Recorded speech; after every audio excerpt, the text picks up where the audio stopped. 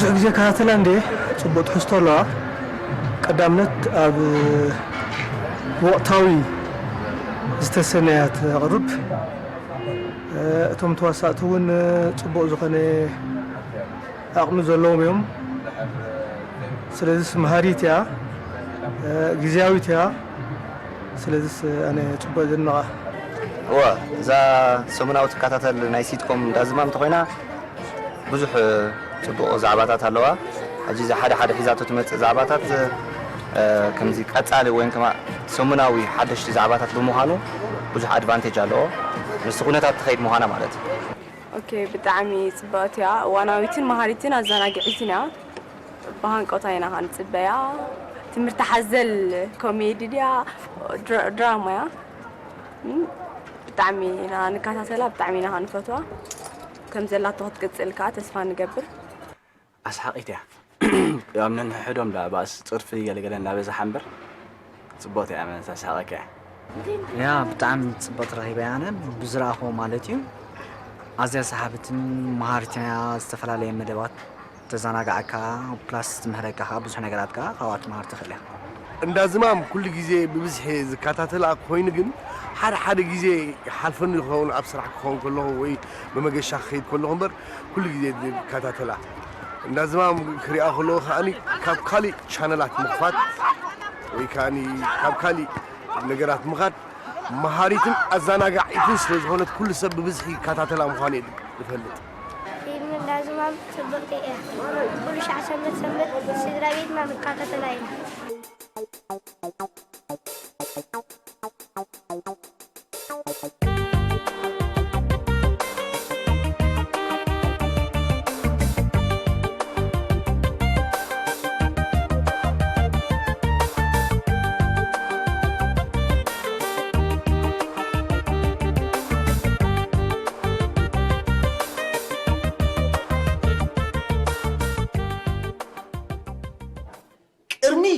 قول مقطعها بكير نملعل تقدادمه منالبات قول كتعطو تخيل يا زبل قمقام تليكن قاعد تقداد يمكن نتبكير ولا فرق خلو تلعلو أمون قوي شديو دعان دحر فورت مرسلو عش عمنا أبيت حسابات أبيت بالعيد تايلكا أبيت بالحدث ولا أبيت برحي زعوا زمان كزارب كفينا صبوا طعم صبوت نيرة يكاتل أي حدا جديد خاط حتى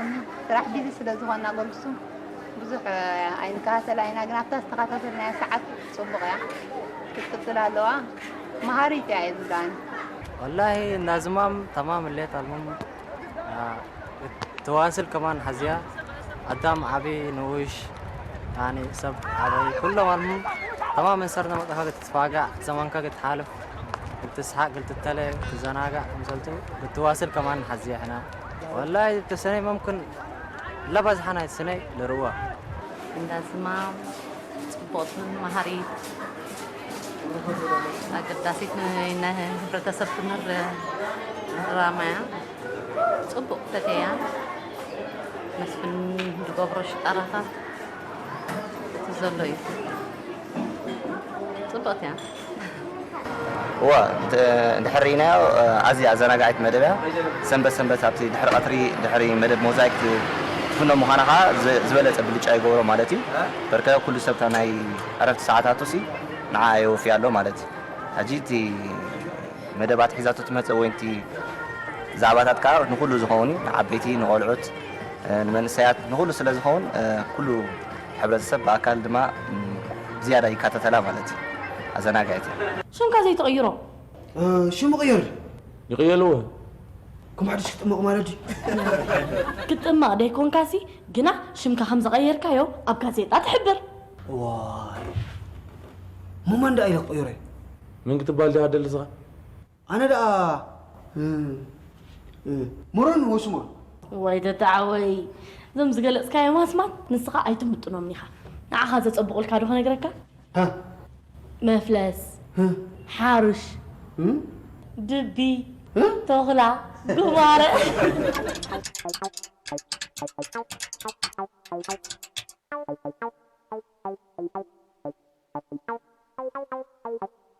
ትምህርታ ሓዘል ብዙሕ እዩ ዘሎ ብፍላይ ኣነ ዘድንቓ እዛ ኣብ ባፅዕ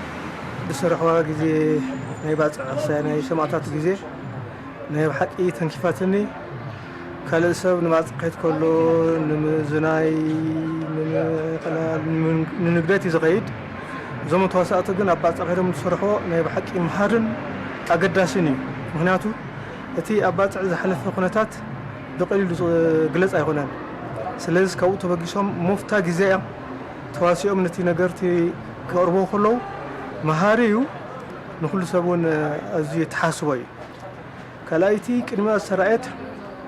ብዛዕባ እዚ ናይ መርዓ ኩነታት እዩ ሕጂ ኣብ ሃገርና ብዛዕባ መርዓ ብዙሕ እንድዩ ዝግበር ስልካ ካብ ዓቕምካ ንላዕሊ ምጥፋእ ኣሎ ዘየድሊ ነገራት ምቕርራባት ኣሎ እዛ ናይ መርዓ ዝገበርዋ ግን ናይ ብሓቂ መሃሪትን ዝኾነ ሰብ ከዓ ክመሃረላ ዝግብኦን ድራማ እያ ዝብላ ኣነ እውን ባዕለይ ብዙሕ ተማሂረላ እየ ኣዘናጊዒት ኣብ ርእሲ ምዃና ከዓ መሃሪት እያ ትምህርቲ ሓዘል እያ ኩልናሲ እንዳተዘናግዓ ኢና ንመሃረላ ብጣዕሚ ክትቅፅል ኣለዋ ፅቡቅ ሰሓብነት ኣለዋ እቲ ተምፅኦ መደብ ከዓ እንታይ እዋናዊ ስለ ዝኾነ ከዓ ምስቲ ግዜ ዘሎ እዛ ናይ ባፅዕ ነበረት ሕጂ ፅቡቕቲ ነይራ ናይ እቲ ዘሎ ኩነታት ገለ ስለ ትምፅእ ፅቡቅ ሰሓብነት ኣለዎ ተሰማቕሮስ ትኽእል ኢኻ ምስቲ ዘለኻዮን እቲ ንሳቶም ምፅኦን ሓደ ዓይነት ስለ ዝኾነሲ ኩሉ ኩነታት ስለ ዝኾነስ ፅቡቕ እዩ ዳርጋ ብዙሕ ነገራት መሃር ነይርዋ እንድዩ ዳርጋ ኩሉ ክፋላት እየ ኣነ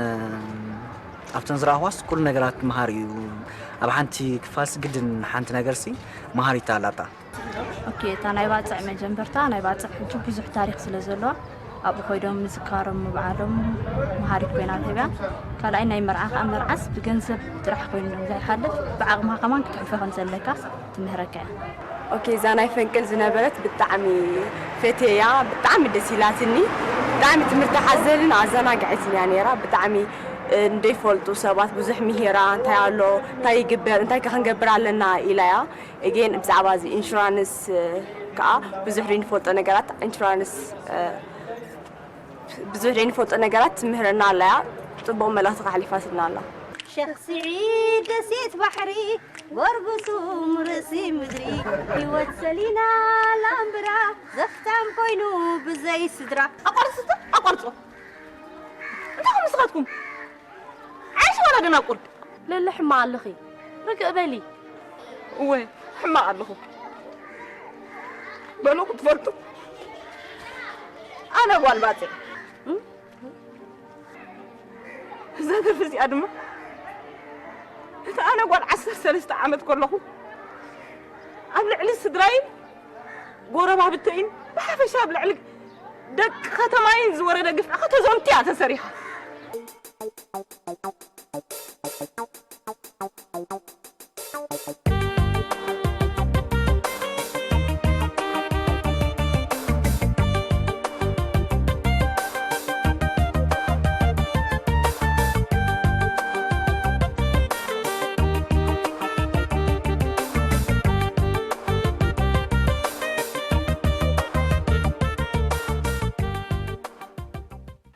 ካብተን ኩሉ ኳይ ተኸታተልኩን እንዴ ታብ ናይ ምስ ቆልዑ ኮይኖም ዝሕለፍዋ ገለገለኻ ደስ ትብለካ እታ ናይ ህፃናት ዝበዝሕ ካ ህፃናት እዮም ዝሪኡት ሰንበት ስለ ዝኾነሲ ኣብኣ ፅቡቕቲ መደብ ነይራ ዳዝማን ብጣዕሚ ፅቡቕቲ ፊልም እያ እታ ቀንዲ ፓርት ደስ ዝበለትኒ ኣብታ ናይ ኒው ይር ናይ ኣብቲ ናይ መዋእለ ህፃናት ክኸዱ ከለዉ እያ ናይ ሓድሽ ዓመት ዝገለፅዋ ኣብ ቤት ትምህርቲ ከይዶም ዘብዓልዋ ስሕበን ካብ ኩለን እሳ መሃሪት እያ ብጣዕሚ ፅቡቕቲ ፊልም እያ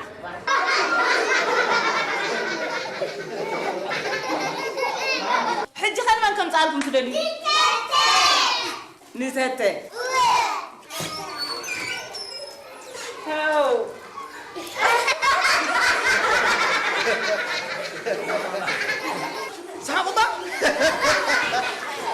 ኣብ ገለገለ እቲ ኤፒሶዳት ወይ ትከፋፈሉ ቦታታት እቲ ኣሚን እቲ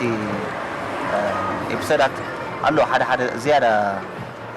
ኣብ ትምህርቲ ሓዘል ኣድሂቡ ዝመጽእ ንኣብነት ሕጂ ኣብ ናይ ሓንቲን ዝነበረት እቲ ዋና ትካል ነቲ ትካል ዝካየደሉ ናይ ኣታ ውሽጢ ሃገር ይኹን ናይቲ ትካል ዝጻፈፍ ምስ ናይ መንግስቲ ግብርን ካልእን ንሓደ ከሳልጠሉ ኢሉ እቲ ትካል ብጥርሑ ይጋብዞም ዝነበረ ኣብቲ ስራሕ ከይዱ ድማ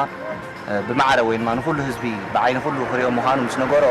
ተመሊሱ ነቲ ዘብላዕኩ ክትከፍሎ ኢኻ ዝበሎ ሲናት ነይሩ እዚ ሓደ ካብቲ ዝምስጠኒ ማለት እዩ ካልእ ድማ ኣብ ናይ በዓል ተተን መሳርሕቱ ዝገብርዎ ዕላላትን ከምዚ ምስላታት እንዳምፅኡ ይዛረቡ ምዃኖም ከዓ ኣዝዩ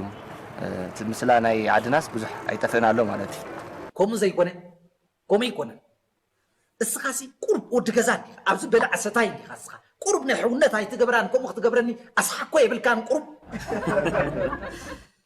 ኣብ ልዕኻ ክተብልዐና ሓሲብካ ኣድቢኻ ኢኻ ፀኒሕካ ማለት እዩ ነፃ ምሳሓደድ ኣለ ዋይ ገንዘበይ ክልተ ግዜ ባ ተፀፋዕኹ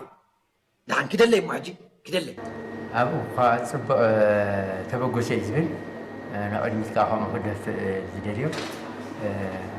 ካብቲ ንዓይ ኣብኡ ዝገርመኒ ብዛዕባ ኣብ ሓደ ሓደ እንዳ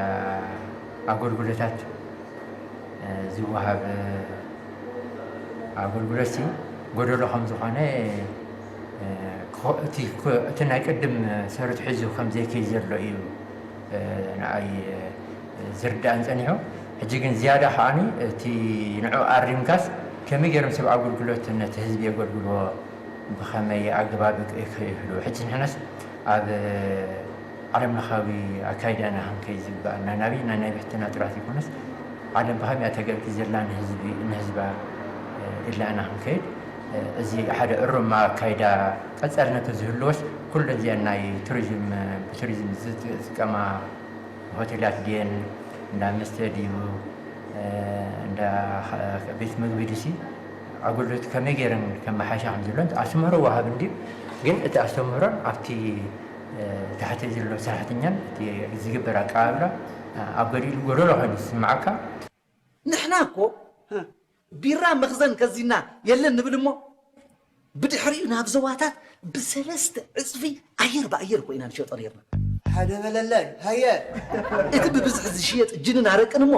ኣብ ክንዲ ብናቱ መለክያ ንሸጦ በታ ንእሽተይ ናይ ዊስኪ መለክያ ንሸይጥ እሞ ካብ ሓንቲ ዳብል ሓንቲ መለክያ ነዋልድ ነርና ክልተ በለላይ ንመረሳሰኒ ኢላ ክልተ ስመራ ቢራ ምስ ሃብና ቢራ ስመራ ተወዲኡ ናይ ታኒካ ወይ ድማ ዝደለኹሞ ዓይነት ዊስኪ ኣሎ ንብል እሞ እሞ ይሰትይዎ እንታይ ዳ ደሊኻ መታ እንተን ሓፂር መፂር ዝኽደና ወይ ዘራዝር ከይዕዘብኦም ንሳቶም ንዊስኪ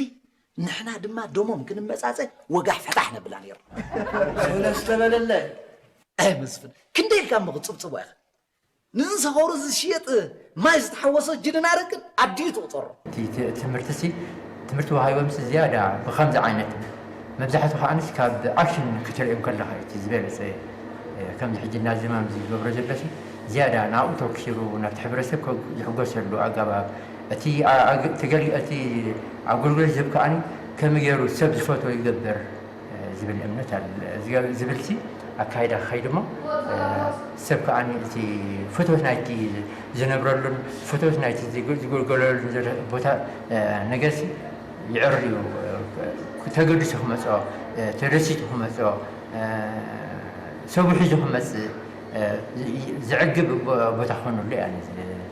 ብኸምኡ እንተዝኸይድ እሞ ንኸምኡ ኣስተምህርቶ ዝወሃብ ዝበለፀ ምኾኑ ይብል ብዛዕባ ናይ እንዳ ዝማም ሰንበት ትረኣየ ርእይቶ ክዛረብ ደልየ ብጣዕሚ ኣብ ተዋስኦ ዘሎ ብዙሕ መሃሪ ብዙሕ ፅቡቕ ነገር ኢና ንምሃር ካልኣይ ነገር ኣብታ ናይ መርዓ ትብል ተዋስኦ መርዓሲ ብገንዘብ ዘይኮነስ ብፍቕሪ ክኸውን እዩ ዘለዎ እሳብ ብዙሕ ምሂራትና ቀፃሊ ከዓ ከምኣ ክቕፅልዋ ይላቦ ማለት እዩ ተተ ዋላ እዚ ዕስማን ካብ ብጣዕሚ ንፋዕ ተዋሳእቲ መርዓ ካብ ገፋሕፋሕ ኢልካ ናይ መርዓ ምንፅብራቕ ድመፅእ ፅብብ ኢሉ እሞ ካብኡ ከዓኒ እቲ ዝግበር ናይ ገፋሕፋሕ ነገራት ነቶም ተፃመቲ ተዋሂቡ መነባብሮኦም ዝመርሕሉ መንገዲ ክኸውን ከሎ ዝያዳ ፅቡቕ ሃና እየ ንብላ ብምፋሕ ዳስና ኣዳራሽ ሪከርድ ዝሰበረ ሰብ ኣሎ ሎሙ ብሳባይ ቤት ተመርዑ ፅባሕ ድማ ብሰማና ናይ ቤት ዘይመርዓኹ ዝብል ሃብታም ብገንዘብ ድኻ ብኣእምሮ ክመፅ እዩ من يفلت دحرز بحول نحاده من محدار ملؤ بتهندا شفينه خمر عيزبل كان ملؤ هاجر زعشوي مصيخو هو ودسب نمتاي دزمار حماق صبون كفلالي زي كونه اتستماره سب معرت زي تماره سب نسب داع عرا الي غنزو زلف دحر كويندا نمنتاي زغل عمسات كرتت يفتماي بكلهم تواساتي قال درستات كمان يدقت تقوم نيركم يوم استفلا لي درستي قالت تتون نيركم يوم اجس بكل نغرات دحاني بكل نغرات تصادف يعني راه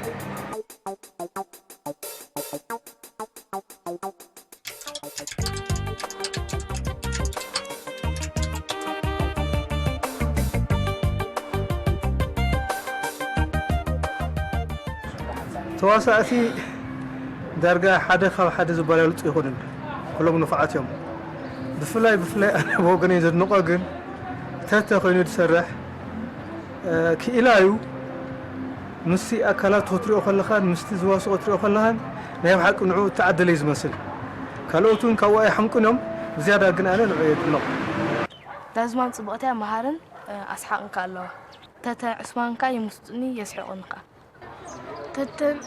تتن عثمان أزيمين دمستني أبتفين تتن زربو كل أسحاقي ولا عثمان بعل تتا هي اللي انت سفينة وعلا بحافشة كلهم جون ميري كلهم بحافشة بزيادة كواب زي تتا يكون تسرح سو يسحقك استوها بقى صباح رقص صبوا أمسيو هاي سمعك بخالي بحري خا حان قوم وعينتها يكونن مستبحري دي كيد كلش جن صبوا أمسيو تم قالت كمان فاتهم صبوا سو زيادة تدبز حقان عقد زوهاب كون سبزح سلاز رأي ينبر كلهم صبوا يم حني أوه فلات تت زمت أكتي بتعمي مسحق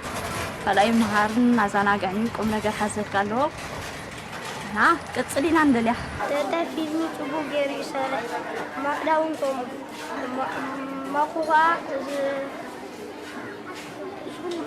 عثمان كاتبو غيري سارة فلاي ناي تتا مسحق نير صبوي كل صراحة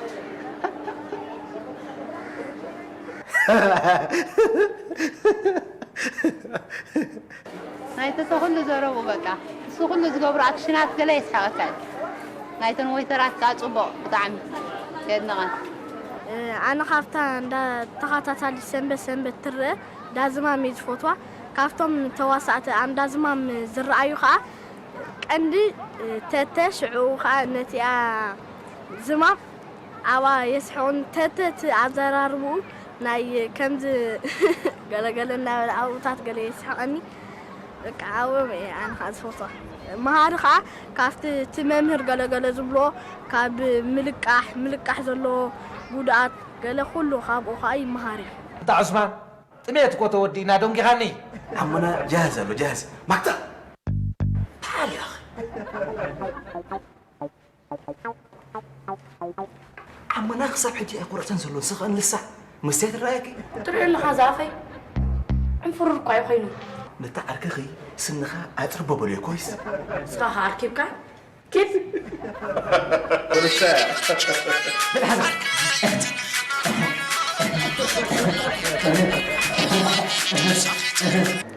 أنا من كلهم زي مسكينهم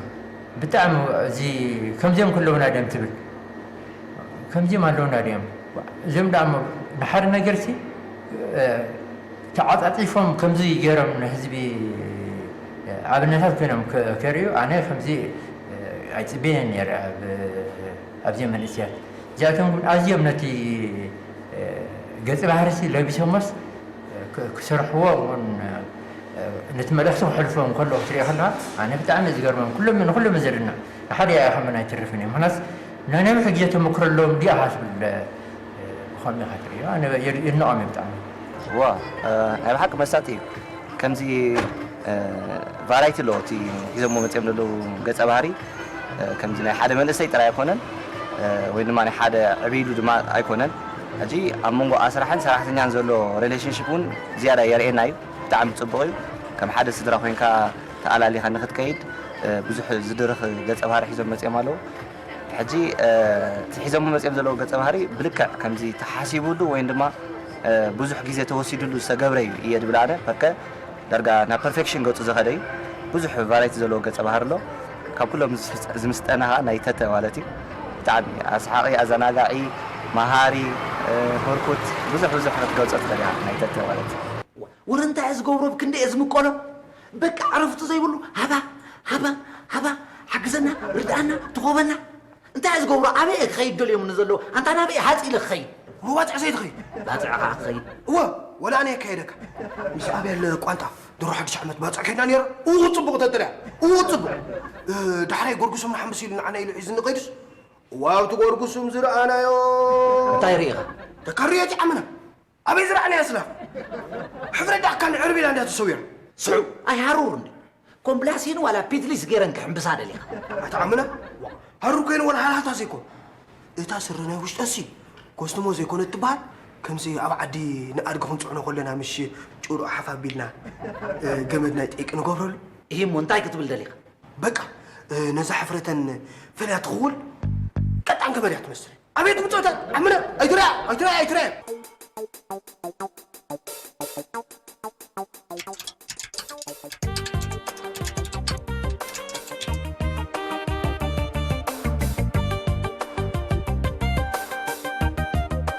هو حجي تي كرمالو وين دما خفتنا سرار حقرب قال كبهال زلو نغرات تخوينو حدا ياب ناي سين مالتي قرب ينوح مهانتي علالات امنا حنت سين سي قرب كمزي قرب باوندري وين بزح زبل خون كله حجي قرب حدا غيزه كيسلشي يسكفكاي بركال صبول تي خعر له تبلخا قال بزياراسي مصنعتي غيرهم كابتن هاي قدم زنبر ناي 4 خوين زواسا زنبر او حجي بوزح مسحقات له حجي ولا سلك عيخون سي كاو قال مسحق نجر سحابي تتوسخ صبو نجر دس لك حجي تدبزح سي امنح حدوم كوينتي تواصو اوكي اموداتا خرم زلو كابت بوتا وطيمسي تبزح غزي صحتا غزا طرحم زكايدو كابو وطيلهم اكل بوتاتا فورنا قال خوينم كسرحوا و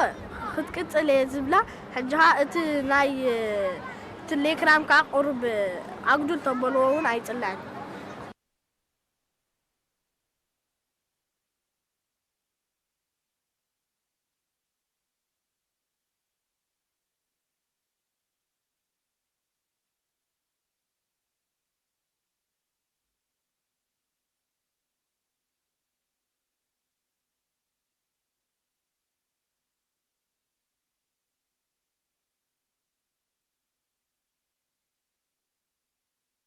تي كندي انا زندو ناي تا فيلمتيا ناي دايركتور مالتي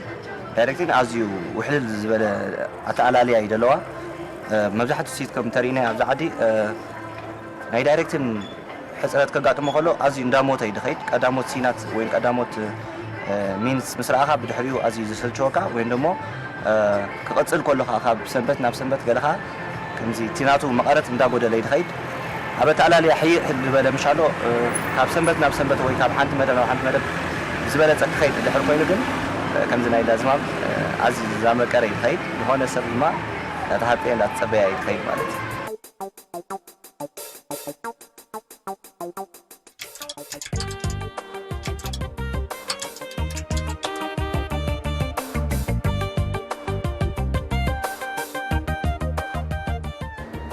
أنا كوازي أنت أخي بالزخت تمرك تبقى تنديا ها حجي بحر بجمت وشن سبات راح كوني يقولون قال أها أنت واسأتي بحر مدايك أنا تزخون زبالة زمانه نامنتي كم حجي حقيسي أبريديو حقي حبر السبن ينقري حجي عبيت فردي زمز حدا بروبلمات كم آمنت كم تواصل جيرك الإحرام تخايو السب بين حقي أنا بين خير بينك أي خيدن بتحكي مسرت ماتي حجي أنا أجي خيدن أنا أي خيدن كفل انتخابه حجي حزبنا هان حقي تاش كأن دافع الأم خاله حجي أبغى قاعد أي صحفي كل يوم ببرها كلها يردوا له بزيادة بتواصل أسي متردون يا رجل بلاني حجي كم زخاب خال حقي تاش خيد كم ها أبحكم من نقال لندي إحنا نكثر عن كذا الناس بالحجي زي قالوا حجي حزبسي أفتحت وريك نخاف مخت هروح الله حبه تواسو زال لما جدي حجي እዚኦም ዳዝማም ዘሎ ኣዝዮም ውሕዳት ልብቶም ሰባት ሕጂ ካ ብካሊእ መንገዲ ከዓኒ እንተዝኸይድ ብካልእ ተዋሳእቲ ከዓኒ ቀያርካ ኣብ ምኾና ሰብ ከምዚ ሕጂ ናይ ሳንዳያጎ ዝነበረ ናይ ስድራ ቤት ናይ ተሽሙ ከምኡ ፅቡቅ ንሶማል ኣይቀፅልን ኣቋሪፀላ ምስለኒ ከምኡ ዝኣምሰል ተዝህሉ ኣነስ ዝያዳ ተሸምዃነ ዝብል ውፅኢት ምትረኸበት ሕብረተሰብ ጀሪካስ እቲ ሕብረተሰብ ከም ይርዳእልካ ሰብ ተረዲእካ እኮ ፀገም የለን ማለት እዩ ዝኾነ ነገር ሲ ክትታሎ ተመፅሓስ እንበክብለካ ኸዲ ንዓት ወሳኒ ነዚ ኩሉ ሕጂ ድሕር ንዓት ኣሎ እቲ እምቢታ እቲ ሕራንካ ኣለኮ ማለት እዩ ማለት ሕጂ ናይና ክትመርፅ ናይና ካይትመርፅን ከዓኒ የምህረካ ማለት እዩ ብሓፂሩ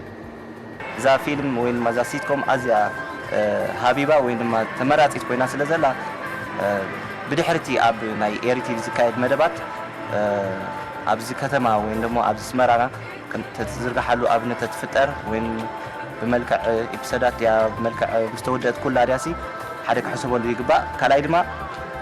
ነቶም ኣለይቲ ወይ ድማ ስራሕቲ ተዋሳእቲ ብምልእኻ ብጣዕሚ ፅቡቅ ኣሎ ዝመደብ ካብዚ ዝበልፅ ንክቐርቡልና እምበር ንድሕሪት ሰገጥ ክብሎ ከም ዘይብሎም ብሓፈሻ እቲ ስራሕ ግን ኣዝዩ ብሉፅ ስራሕ ከም ዘሎ ናይ ተዋሳእቲ እንዳወሰኽካ ንምዕባላ ወይ ንምግፋሓ ሓሳባት ከዓ ክሕሰበሉ ዘለዎ እዩ ካልእ ፅቡቅ መደብ እንዳዝማም